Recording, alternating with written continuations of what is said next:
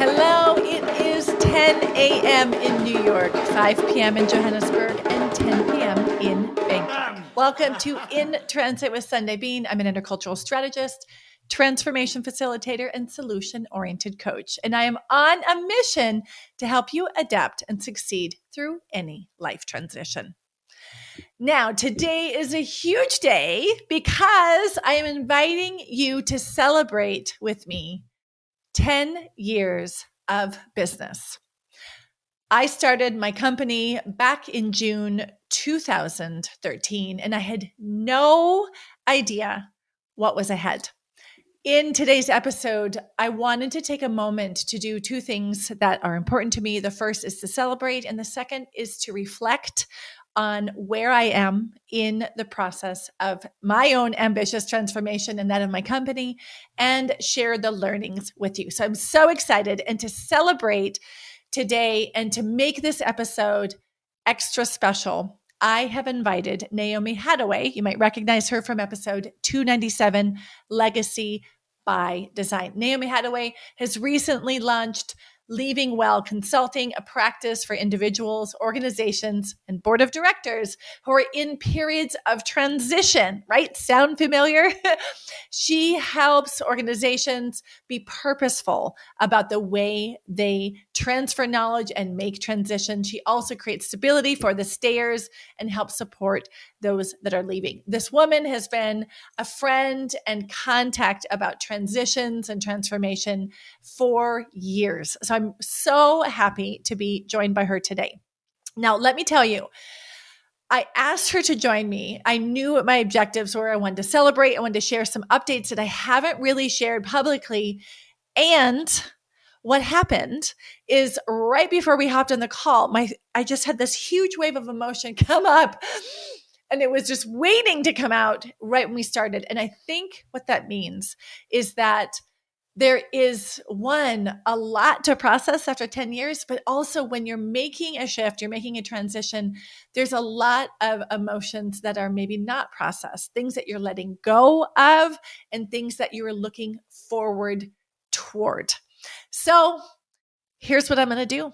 I'm going to let you in on that conversation. It is raw, it is emotional, it is joyful. And there were some stop the record moments of realization for me. This episode is dedicated deep, deep down from my heart to my clients, to my coaches, to my listeners who have been with me at any point during this journey of the last 10 years. I want to say thank you because you have built who I am today through your permission to work with you, through your permission to allow me to come into your life and share my messages and listen back on what you're learning from it. So thank you very much. And take a look at what happened next. All right. So I had this really great idea that I was going to bring on Naomi Hattaway to celebrate my 10th business birthday. And that is all exciting, but I am already feeling emotional. I seriously have tears in my eyes and I do not understand what's going on. So this is exactly why Naomi is here. Because what we're going to do is give you a glimpse of how my life has been in transition, how my business has been in transition. And I want you to see really how this is amazing and wonderful. And I'm so grateful, and how it's hard. So welcome, Naomi. I'm going to let you do your thing and you just lead me through this process. Well, first of all, celebrating is so exciting. I'm so proud of you as you celebrate 10 years in business. You have gone through, around, over, under, all the things. So I first just want to celebrate with you about 10 years. It's so incredible. Thank you. So, it's interesting that you were talking about how you had this emotion response and then you were like, wait, what's happening? Yeah. And we had already talked about this a little bit before as we were prepping, but this card I pulled right before we got on, and it says, be real about where you're at. And I think that is so important in the process of leaving well and inside of transitions. I know that when I've moved, I get the spreadsheets out and I get all ready because I can do this. I've done this before. I know how to organize. I know how to structure. And then if I'm not real about where I'm at, I don't process the emotions. So I want to first commend you for also being willing to sit with the emotions. Okay, so transition is hard. And I think one of the things that when I work with folks on leaving well is that we don't name the emotions. So I'd be curious if you're willing to dive in to just think through. And I've got this handy little chart that we can share with folks listening about emotion. So the concept is that a lot of times we go into the middle, joy, fear, sad, but there's so many emotions underneath. So when you think about your transition that you're going through personally and transitions with business, what 2 or 3 come up? Oh, that's a great question. So there is a sense of satisfaction that feels to be very grounded in the center of it. There's satisfaction in what I've been able to do in the last 10 years. And there's satisfaction in the shift that I'm making right now. Yeah. So it's not joy, it's not some other, but it's like this grounded word. Yeah. It feels solid. There is another feeling that is there. And on the positive side is gratitude. I'm so grateful for the journey that I have behind me and the one I have ahead. And those are some of the neutral to positive emotions that are there. Yeah. I think some of the negative emotions or the wobblier ones, I am really struggling with letting go of a life that I've lived for a decade. Yeah. And that is at the same time, I'm satisfied from what I've done and I'm actively choosing to do what I'm doing now. And I actively am happy to go toward it. And it still means there's a grief around letting go, like an old identity, an old purpose. And it doesn't mean that letting go sounds like releasing and never having any of the strings at your fingertips again. And I don't think that's quite that clear cut. I think it's more of like letting go of a portion of that. But what did they say? There's an expression about if you open up your hands, then they are free to catch something new. Yeah. So I'm not very good at not knowing. Someone who's solution oriented, someone who's a strategist, right? I like to have control over my environment, very active agent. That's everything that I teach. And I also know that some of the best things in my whole life that have happened are things I didn't expect and things I didn't plan. So surrender would be the other thing that's happening right now. Not my favorite word. Yeah. It's not an emotion. I think it's a state of being. Well, I mean, yes. And I some of the things that I was writing down as you were talking about was first, like around satisfaction. I think it goes so hand in hand with being seen. And so that part of it goes back to the celebration and being able to celebrate with your community, with the folks that have been along this ride with you. They've seen your work, you've seen their work, and you've been all together in this.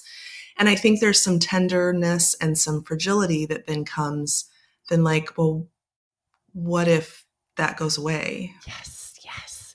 And you know this about me. There's like this thing I have about abandonment. Like I don't want to, if I change, if I shift, because I care so much about my community and my people, I worry about abandoning the people that I care about. And I was stressed when I changed the name of my podcast from Expat Happy Hour to In Transit. I was worried, right, that people would not come along with me on the journey and feel like I left them, right? And obviously there's probably some deeper stuff going on there, but maybe, right, just maybe. But that I realized it's like about how do you shift and change? Yeah. When you are connected with people that you care about and that you feel in alignment with, and still shift and change, right? And I think this is a universal topic that a lot of people can identify with. right? In so many transitions. It is. And I think another piece of it too that you kind of touched on is that it's different when you're the one deciding. Mm-hmm. Mm-hmm. When you're the one that is in control of, even if it feels like you're not in control, but if you're Right. the one that says, yes, we're doing this, or yes, I'm moving, or yes, I'm Mm-hmm. transitioning with work or projects, it has a whole different ownership and responsibility and accountability Yes. than when someone else made the decision for you. And so I Mm-hmm. think regardless of what kind of transition it is, being able to settle in with that responsibility. I think that when you talk about letting go also, looking back, I'd be curious if this is something you can answer, and maybe it's just a reflection question, but Mm-hmm. what do you know to be true about the culture and the container that you have put into place over the last 10 years that has nothing to do with whether your thread is still connected in the same way? How can I hear that question? Is it like, what is my contribution, Ben? It could be your contribution. It's about like, what can you look back on and know that that's still true, even if you are Hmm. not still in Mm-hmm. it in the Oh, same way. right, right. Oh, that question actually brings me joy because I think about the individual women that I've been able to work with and the impact that has had on their lives, like a domino effect. Um, I've had um, I've had partners email me or WhatsApp me afterwards and say, "I just want to say thank you for the work that you did with my partner." Right? That's Um, amazing. so that is pretty awesome. I've had that conversation with my boys actually. We always joke about the amount of views or downloads I get on YouTube compared to like when a cat gets scared by a cucumber, right? And they're like, "So, mom, you're happy when you get a couple thousand people to listen to a podcast. Meanwhile, there's a cat scared by a cucumber that's viral and it's gone millions."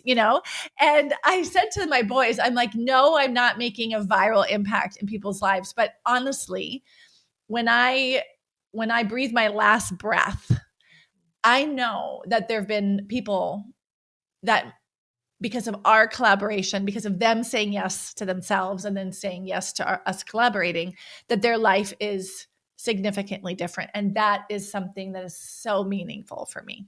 Yeah. It's so meaningful. And I think when I say that, I feel my throat closing a little bit because I think it ties in a little bit to the shift that I'm in right now, where the work that I'm doing more is not that like deep, intimate, transformative, like personal shift. It's in other ways. So I think there's a little bit of a grief there, of not getting to be able to be doing that deep, deep work. It's not that the work I'm doing isn't equally important. It's just important in different ways, right? So that's one thing. So I feel really, really joyful about that there are women who are making their own money because of the work that we did together. I love that people have now become coaches because of the work that we've done together. I love that people are creating better boundaries in their life, or that people are just being better humans to their partners. So I guess I can celebrate that. I think that's pretty awesome. Well, and thinking about thinking about the cat and the cucumber and the viralness of it, viral is a spike. It's a one-time Mm-hmm. thing. Your impact has been a ripple. And we know, like, if you skip Mm-hmm. a rock in water, it ripples out. And that change, I mean, you may know from a partner calling you afterwards and saying, thank you so much for that work that you did with my person. You may know some of that, but there's also this beautiful legacy that you'll never know of Mm-hmm. what happened in that person's life because of that moment that they had Yeah. with you and your work. And how did that then ripple out for all of their 100 years of legacy? So, I have a story that I hold on to really closely. I had someone I worked with for a year of transformation, and I just checked in to say, "Hey, how you doing? It's been a while." And she said, "Actually, I've been battling cancer." And she said, "I'm so grateful that I did Year of Transformation with you before because of the tools that I built. I'm able to go through this differently." I thought, are you kidding me? Like, are you kidding me? Like, that meant everything to me. So that ripple of like not being there, but being there with in their hardest times, that really was super meaningful. so I have a question for you about trust. Mm. Because some of the examples you've shared were because they were impactful because someone trusted you and the work that you had built and your 10 years of your impact and all those things. So they said yes to you. How are you feeling about trusting your yes, your own yes to you? Mm.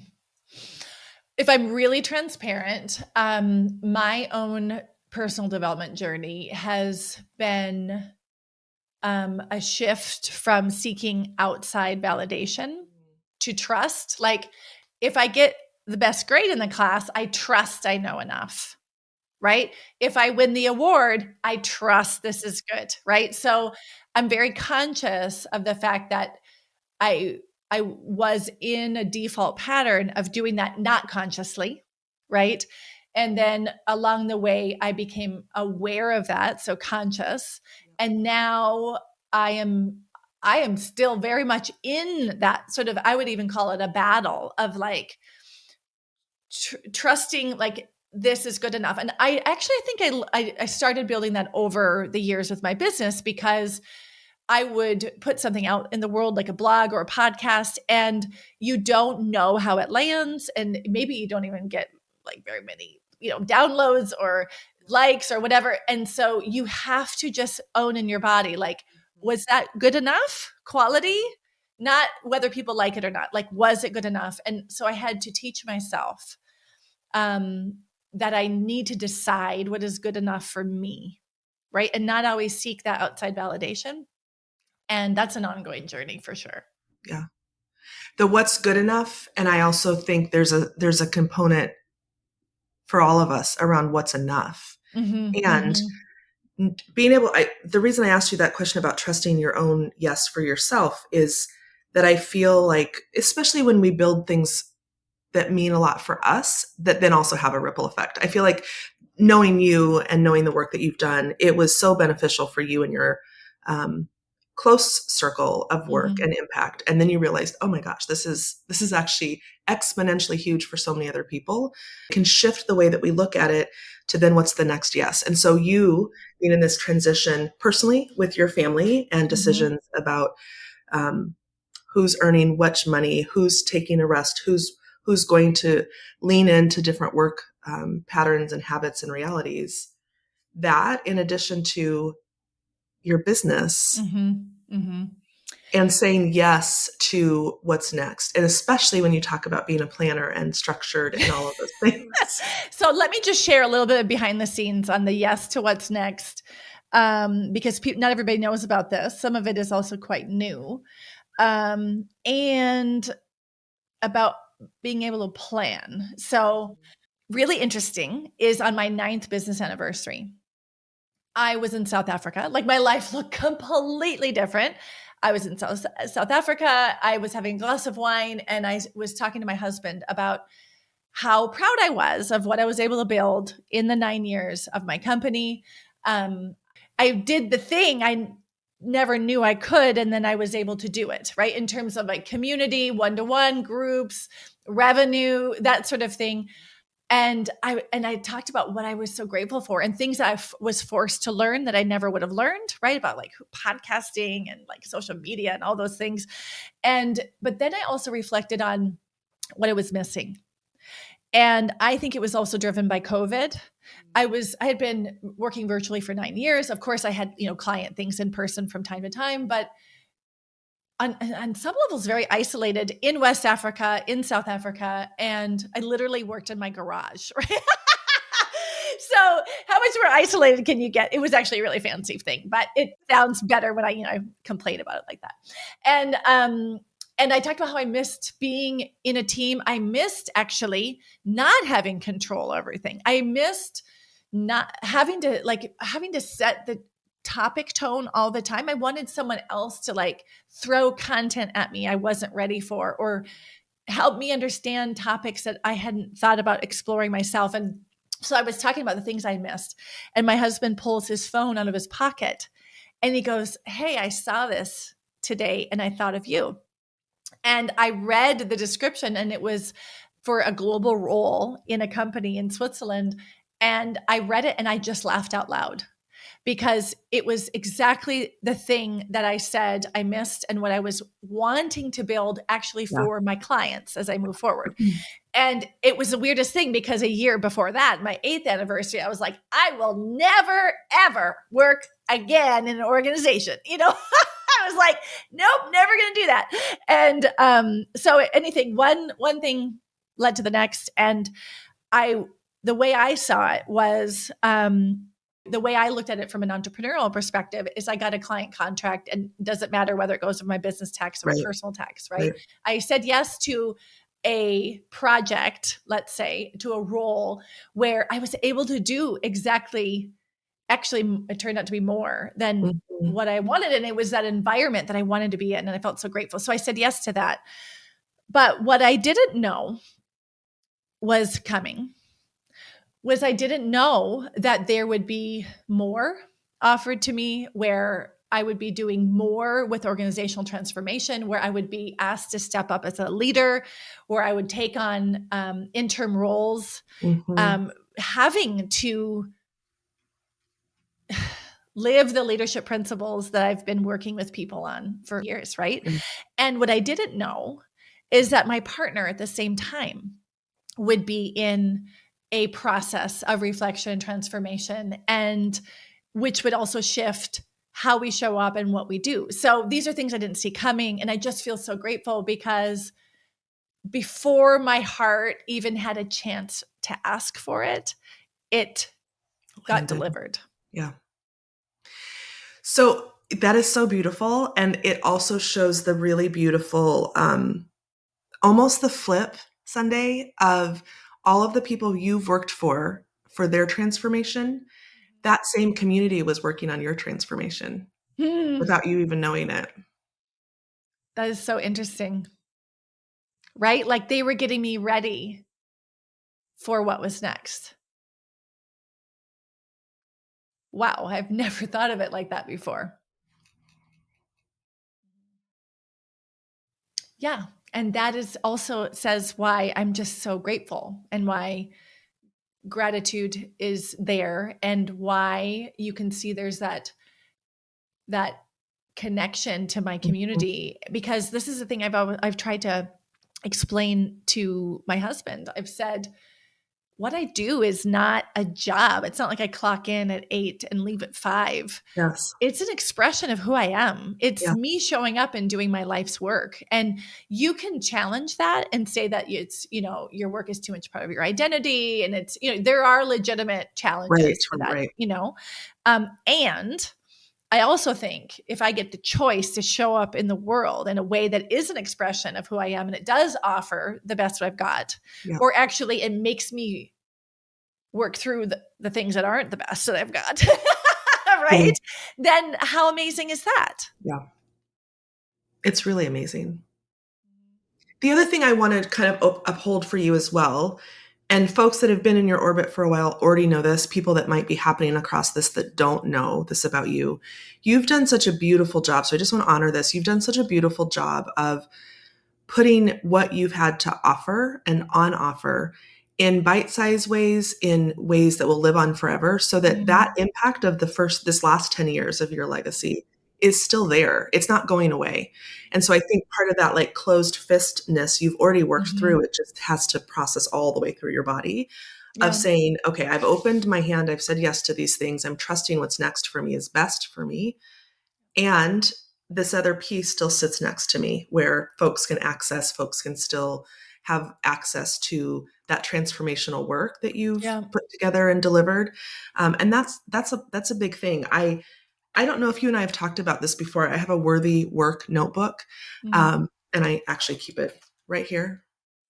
It literally is just a notebook, but in it goes all the little nuggets and morsels of things that I've done in my life that I deem worthy. And what's fascinating about that is it's never the big things. It's the stages that I speak on, or the things that people would view as a job or as big, don't end up in this. The things that end up in this is I remembered to insert any number of things, but it's maybe an introduction of I introduced this person to this person, or I learned a lesson when someone called me out and gave me some feedback.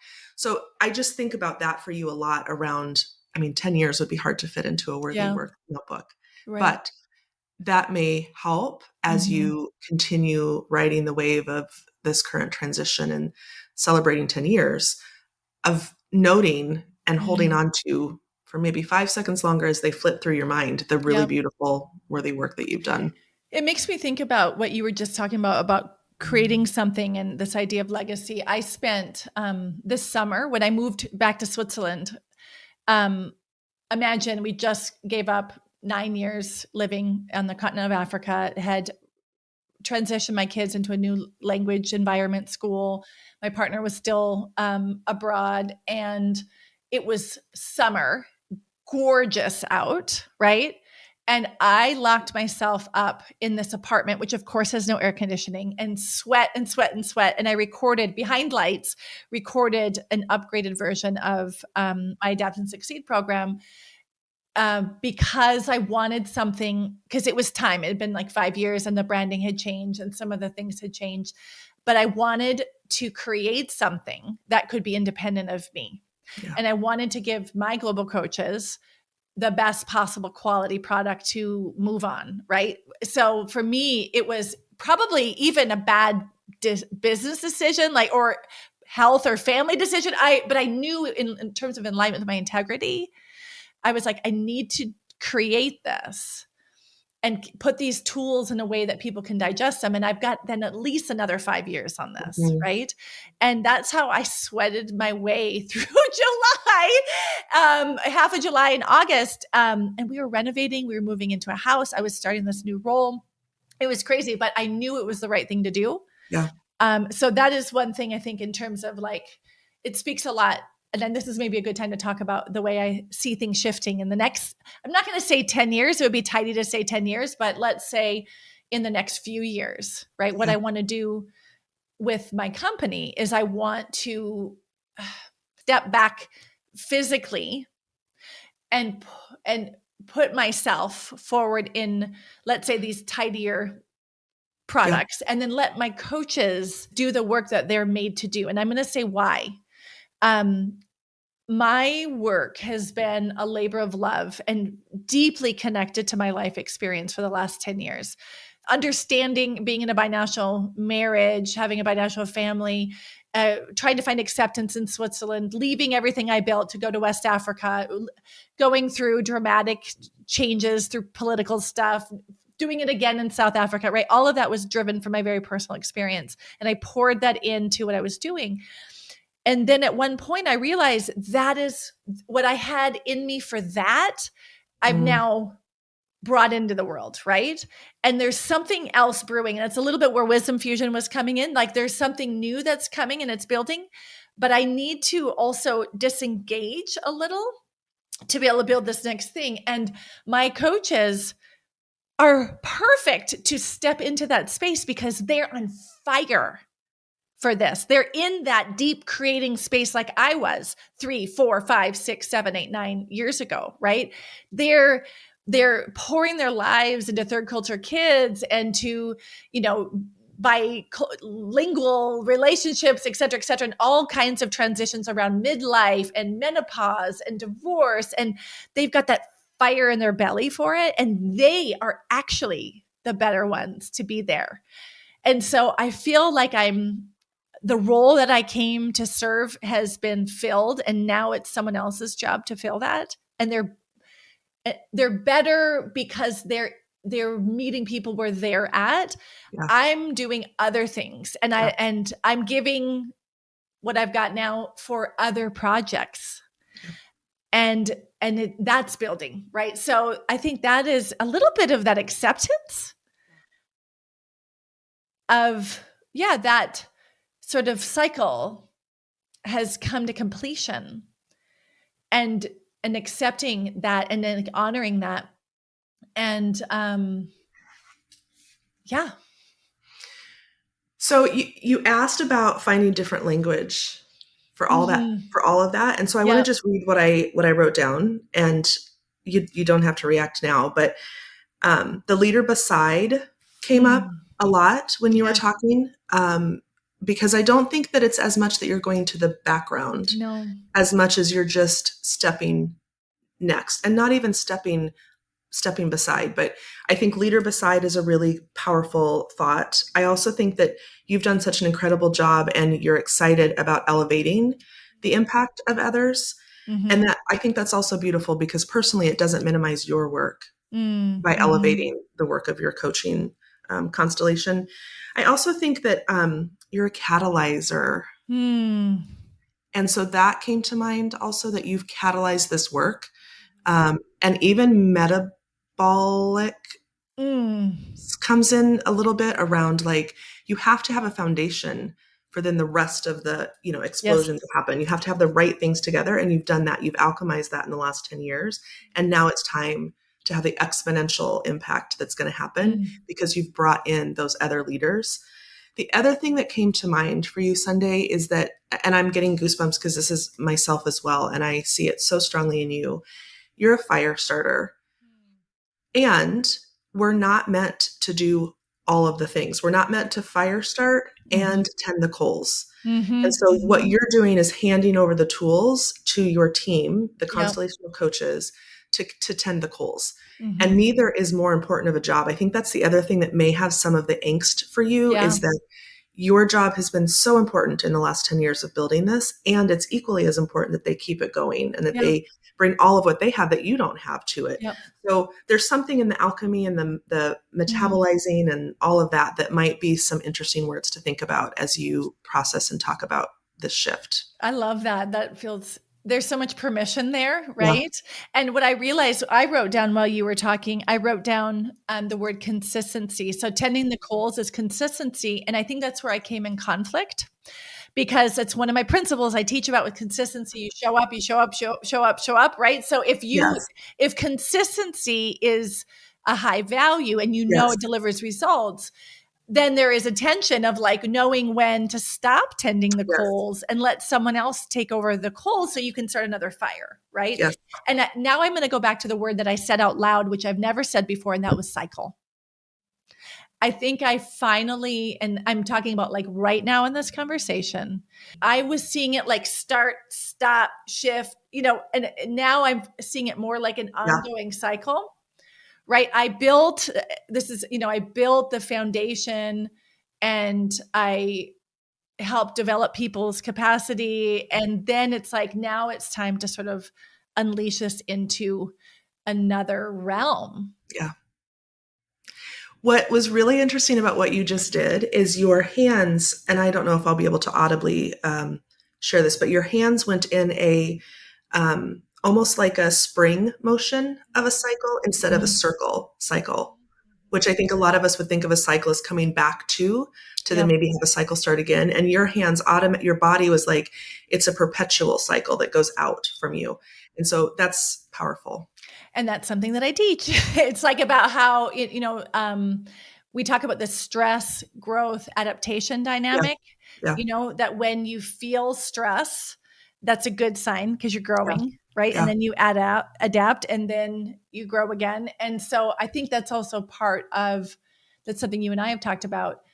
I am really often uncomfortable right now, right? Like the level of responsibility that I have and the newness of the roles and the things, I am really uncomfortable. And I went from like mentor coaching, not just coaching, but then mentor coaching and doing the thing I'd been doing for years and years to a completely new context, right? And we know conscious incompetence, and then conscious competence still takes effort, right? And so that's something I want to also share with people when they're doing something new and they're in transition and it feels hard. It doesn't mean it's bad. It means that you're growing.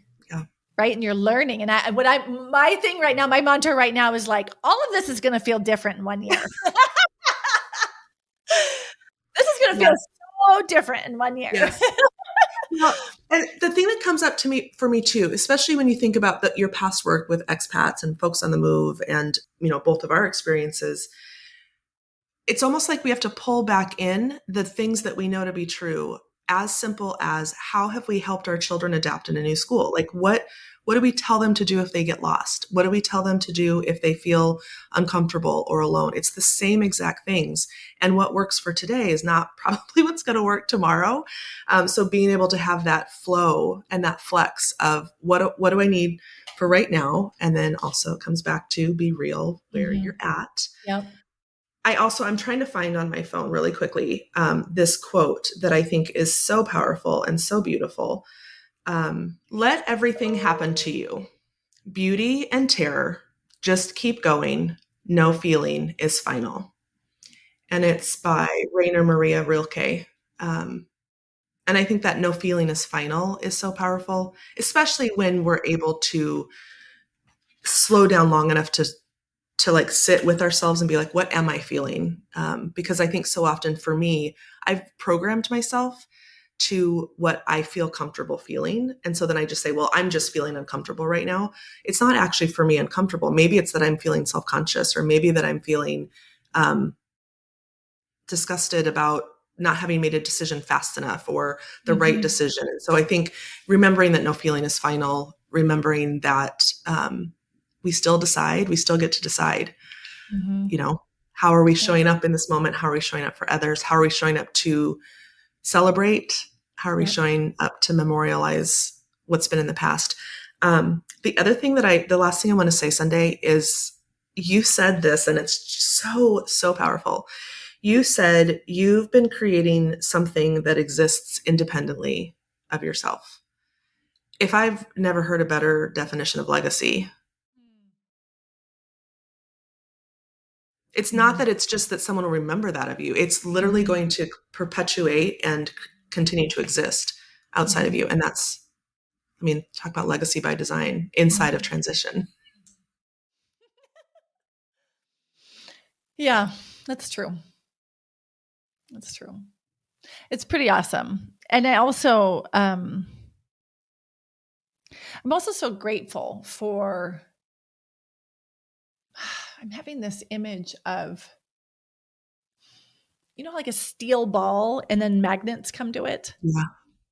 I feel like I'm bringing those 10 years with me, and I'm the steel ball, feeling a little bit naked, a little bit bare, but I'm having these magnets come to me, like new learning. I have so many examples of great leadership that I get to be around every day. Yeah. Right. I have so many examples of courageous conversations I get to be witness to. I have to have courageous conversations every day. Like I'm the magnets that are coming to the steel ball right now that are going to stick with me. I feel so grateful for that. And I think for me, if I pull it back to what we talked about with making an impact on people, I have to trust that those will sort of expand the way in which I can make an impact in people's lives in ways that, as I couldn't predict what would happen to my life 1 year ago, I don't know what will happen in 10 years. Right. And I'm just trusting, like I'm learning exactly what I need to learn right now. I don't know why, but this is what I'm doing. I'm growing in exactly the ways I need to grow right now. And this is the trust that I ask my clients to have in their own process. Right. And I have to live it. And I'm like, dang it. Like, fine. I'll walk the talk, like I'll just hold the discomfort. Like, it's so frustrating, but it's also like, yeah, actually this is what it's about. Yeah. Well, and that comes back to the modeling, and doing not only what you said you would do, but doing what you've asked others to do. The image also comes when you were talking about the steel ball of, do you know the Bean sculpture in Chicago? It's a mirrored, huge thing that looks kind of like a lima bean. And when it was installed in this beautiful park, everyone was like, what is that? That doesn't make any sense. I don't understand that. That doesn't have any resonance to me. There was all of this drama about what is the bean. What's beautiful is that it sits there 24 hours a day, 7 days a week, 365 days a year. And people come to it and they can see their reflection in it because it's mirrored. And so there's all these beautiful, you can walk underneath it, you can walk around it, people take photos of it. And my point in saying all of this is that you've laid this bean. Oh, how appropriate. That was funny.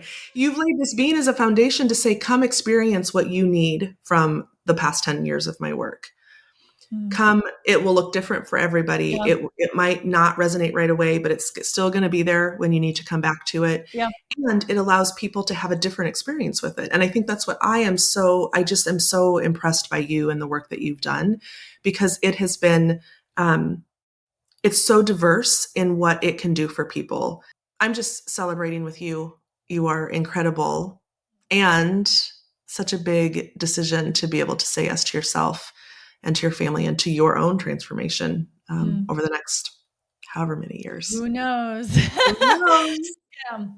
Well, I want to say thank you for being part of my journey.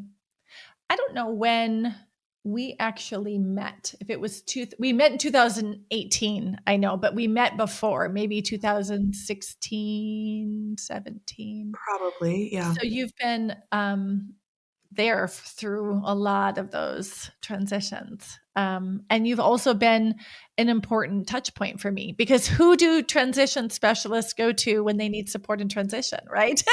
It's like therapists who need therapists, right? Right. Well, and it comes from all of our relationship, not all of our relationship, but it comes from that foundation of having lived through something. And so for you to be now up leveling, I don't know if that's the right word, but to level into this next thing, you now are going to have even more of your own experience to be able to bring back to, your community and your life. So. And I think where I have to trust that is it's exactly what happened in 2012 when I was in my dream job. I was the head of intercultural management, and I had a job I never thought I would be lucky enough to have, amazing people around me doing exactly what I wanted. And I left it because I felt like if I stayed, it was for other reasons to go, abroad as well, but for the whole family, but also for me professionally, because I knew if I stayed, I would just be tending the coals in my life and not starting a fire for me professionally. And I'm so grateful I did it. And no one thought it made sense, because I was giving up something really secure, something that I had built and worked hard for. Yeah. And I'm so grateful I did that. And that it feels a little bit like another pivot point where I'm doing that. All right. Well, thank you so much, Naomi, for joining me in this reverse interview, right? For my 10th anniversary. I couldn't think of a better way to celebrate. Thank you for asking me. So there you have it. That was such a powerful conversation for me. I hope that you're taking away something from it as well. For me, I'm walking into that feeling of surrender, that feeling of satisfaction, and the joy about what's next. I can't wait for you to be part of that journey. I'm so excited to connect you with my coaches and with my program so that you can get the same sort of results that have been possible through the collaboration over the last 10 years. I'm pouring all of my wisdom from my clients, from my experience, from my professional competencies into everything that I do. And I want you to be able to share that together with me. All right. So what is next? What does that mean for working with me? What does that mean for working with the coalition? What does that mean for the podcast? The answer is stay tuned, because those answers are now in development. We are in transformation. What I can say is that I am available by request. My time is much more limited right now, so I'm selective about who I work with live. I've had the gorgeous pleasure of co-designing a workshop for a women's network where we featured the learning outcomes from my Wisdom Fusion program. I have the huge honor of working with an executive team and helping them through their largest challenges and more. What I do have in mind, get this, I would love to do a retreat sometime in the coming years. So stay tuned on my newsletter for more. If you want to work with me in a very hands-on, connected way in person, let's say, I don't know, somewhere like gorgeous Southern France, let me know, because we'll be planning a retreat in the near future. All right. I can't wait to be part of this next phase with you, with my company, with the Global Coach Coalition, with my content that I've created over the years. I will leave you during this beautiful 10-year celebration, something I find very poignant from William Stafford. He says, I embrace emerging experience. I participate in discovery.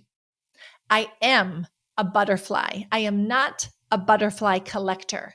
I want the experience of the butterfly.